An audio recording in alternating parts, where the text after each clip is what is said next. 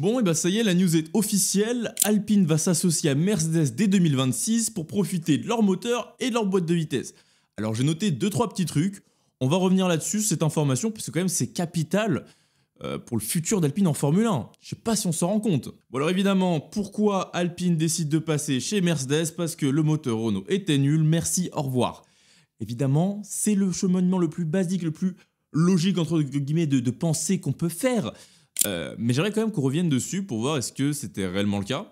Est-ce que le moteur Renault était si mauvais que ça par rapport aux autres? Qu'est-ce qu'ils vont réellement gagner en passant chez Mercedes? Est-ce que derrière tout ça, en fait, c'est pas plus une histoire politique qu'autre chose? Bon alors le moteur Renault, depuis des années, il est décrit sur les grilles comme étant le moins performant du quatuor, parce qu'avant c'était un trio Mercedes, Ferrari, Renault jusqu'au retour de Honda 2010... Non, bah non 2010... Ah, 2015... 14, 15 avec Honda. Donc un quatuor, c'était l'un des grands motoristes, c'est l'un des grands motoristes de la Formule 1 finalement Renault, parce que ça date depuis très longtemps. Hein. Moi j'existais pas encore quand Renault faisait déjà des moteurs en Formule 1. Ça a beaucoup gagné par le passé. Hein. Allez voir ma vidéo sur Williams, ma vidéo sur Adrian Newey, j'en parle un petit peu de la puissance de Renault, ce que c'était à l'époque. Mais c'est vrai que ces dernières années, Renault ça gagnait plus grand chose. Ils ont eu leur période de domination avec Red Bull 2010-2013. Mais ensuite, la nouvelle réglementation du V6 hybride, Renault, à pas se le cacher, oui, effectivement, c'était en retrait par rapport aux autres. Maintenant, titre personnel, je trouve que c'est devenu moins vrai sur les dernières années. Encore 2020, 2021, ouais, il y avait un déficit. Renault s'en cachait pas forcément. Hein. D'ailleurs, ils ont demandé plusieurs fois pendant cette réglementation à pouvoir dégeler les moteurs, parce que le grand problème de Renault, ça a été qu'ils avaient du retard par rapport à Mercedes et Ferrari à la fin de l'ère 2010. Ils n'ont pas pu le développer à cause de la réglementation qui empêchait le développement du moteur. Bon, après, ils ont réussi quand même à le développer. Hein. Ils passaient par la fiabilisation, comme tout le monde, pour donner plus de performance à ce moteur. Mais autant, voilà, sur 2020-2021, pourquoi pas. 2022, 2023, 2024, je suis moins d'accord. Le moteur Renault, c'était peut-être pas le plus rapide, mais les écarts entre les moteurs étaient devenus très faibles. Je veux dire, on peut regarder le speed trap pour se convaincre de la vitesse en ligne droite. Le moteur Renault, il n'est pas à la traîne par rapport aux autres, comme pouvait l'être le Honda à l'époque. Donc fondamentalement, peut-être que le moteur Renault, sur le papier, c'était pas le plus rapide, mais de là à le virer complètement et faire table rase d'une histoire quand même, d'une part de l'histoire de Renault et Alpine, parce que ça reste des marques, ça reste Alpine, ça reste Renault. Juste d'un point de vue communication, storytelling, ça aurait pu être mieux. Hein, parce que bon, la Formule 1, c'est un monde de communicants plus qu'autre chose, t'as l'impression qu'il n'y a pas tant de sport que ça. C'est quand même un gros truc qu'ils mettent de côté. Maintenant, le moteur Mercedes, ouais, ça reste un moteur performant. Mercedes, ça a quand même dominé les années 2010. Aujourd'hui, Mercedes ne gagne plus, il reste aux avant-postes. McLaren, aujourd'hui, c'est ceux qui sont devant, ils ont un moteur Mercedes. Donc sur le papier, c'est quand même un bon deal. Ouais, mais attendez, il n'y a pas que ces deux-là. Hein. Il y a aussi Aston Martin et Williams qui roulent avec des moteurs Mercedes. Et est-ce que ces deux équipes sont également aux avant-postes?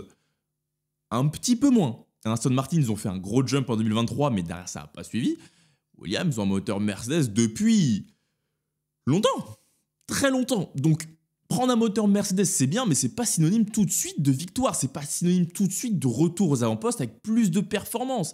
Il va falloir mieux travailler avec Mercedes qu'ils l'ont fait jusqu'à présent avec leurs deux entités. On reviendra dessus juste après, enfin plutôt à la fin. Parce que désormais, avec un moteur Mercedes qui, dans l'idée, serait plus performant, il faut réussir à convertir cette performance brute du moteur en performance réelle en l'incorporant correctement au châssis. Parce que là, on récupère et le moteur et la boîte de vitesse du côté de chez Alpine.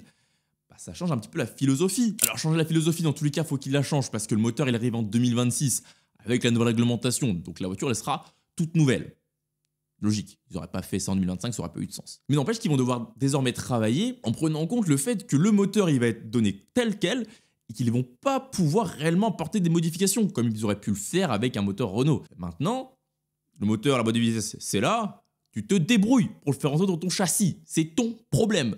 Il n'y a pas de les gars, vous pouvez faire. Non. Ton moteur, tiens, tu te débrouilles. Moi, l'idée que j'ai eue derrière tout ça, dans toute cette histoire, parce que ça date pas d'hier, hein, enfin, la news date d'hier, mais ça Ça fait un moment qu'on entend parler de ça. Ça vient un peu de Flavio Briatore. Et lui, on l'a rappelé chez Renault, Alpine, pour une raison. Faire le ménage. Ok? Du nettoyage là. Hein? Petit balai, petite serpillière, aspirateur, ce que tu veux. Et mine de rien, en se séparant du moteur Renault, c'est pas juste le moteur qui se sépare, c'est de toute la partie moteur qui est française. Cette partie moteur, cette partie française qui avait des difficultés à travailler avec la partie anglaise. Sûrement des torts partagés, je suis pas en interne, je sais pas qui est fautif. Soit un manque de communication, c'est toujours comme ça les problèmes. Mais n'empêche que là, il se sépare d'une entité. Ce qui fait qu'en interne, Alpine, ça ne sera plus qu'une seule entité.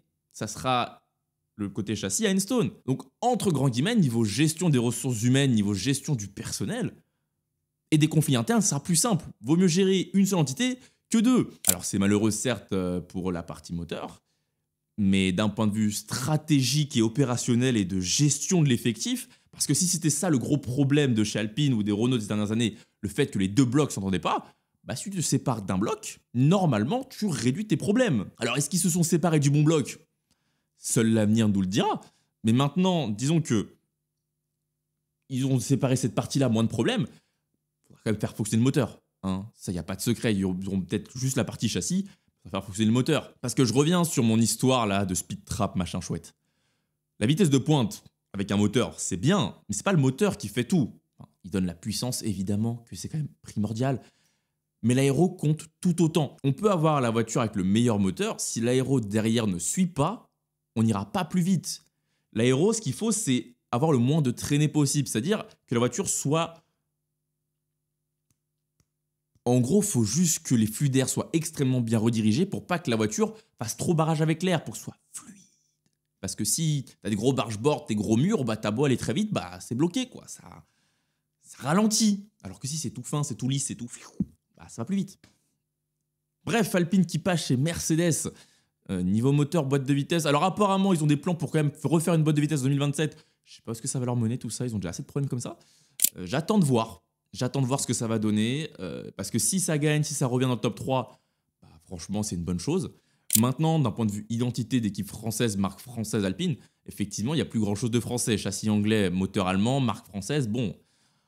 Après, voilà, les Mercedes de route, elles ont aussi des moteurs Renault, hein, même si le châssis est fait en Allemagne. Maintenant, c'est juste qu'un nom, ça reste du marketing. Nous, c'est sûr qu'en tant qu'amoureux de sport, de fan de sport, ça fait mal de voir une équipe française qui n'a plus rien de français. Mais d'un point de vue très grand public, très sponsor, communication, je dis pas qu'ils s'en foutent un peu, mais c'est pas les mêmes enjeux, on va dire. Tout ce qui compte pour Briatore et Luca Di Meo, oui, j'espère que j'écorche pas son nom quand même, c'est de gagner, c'est de ramener Alpine le plus haut possible. Et ils sont prêts à tout, visiblement, pour atteindre leur fin. Est-ce qu'on peut leur en vouloir? Non, c'est le but de la Formule 1, gagner. Donc si tu peux gagner en mettant un moteur Mercedes, tu vas pas t'en priver. Il n'y a plus qu'à espérer pour eux que ce soit un pari gagnant. Rendez-vous en 2026 pour voir est-ce que la Alpine Mercedes fonctionnera bien avec une réglementation, ou si ils seront comme d'habitude bien derrière au classement, et ça aurait fait tout un bordel pour absolument aucun résultat. Merci à tous, c'était Georges. Salut.